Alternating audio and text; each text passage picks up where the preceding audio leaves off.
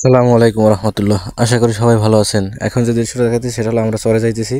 আমরা বন্ধু বান্ধব মিলে, আমার সাথে আছে আমার বন্ধু রিয়াজ, আলাউদ্দিন আছে, আমরা অনেকেই আছি। এই যে দেখতেছেন ঠান্ডার ভিতরে, আমরা জানি যে নদীর ভিতরে প্রচুর পরিমাণ ঠান্ডা পড়ে, সে কারণে আমরা ঠান্ডা প্রোটেকশন করার জন্য প্রত্যেকে কান ঢেকে নিছি। কারণ পুরুষের শীতের বেশিরভাগ অংশটাই ঠান্ডা আসলে কান থেকেই লাগে। তো আমাদের কান টান ঢাকা আছে, গায়ে জ্যাকেট আছে 3টে 4টে করে পরে, তারপর প্রচুর ঠান্ডা লাগতেছিল। তো সাথে এই সময় আপনার সাথে বেরিয়ে আসলাম। ওদিকে আমাদের পিছন দেখতেছেন যে ফেরদৌস সে প্যান্ট পরতেছে, কারণ লুঙ্গিতে তার ঠান্ডা মানতেছে না। অন্যান্য যাদের মাথা ঢাকা নাই তারা ঠান্ডায় প্রচুর কষ্ট করতেছে। তো এটা দেখানো ছিল যে আমরা বন্ধু বান্ধব সবাই মিলে চরের দিকে রওনা হয়েছি নৌকা পথে। নৌকা না, এটা টলার পথে।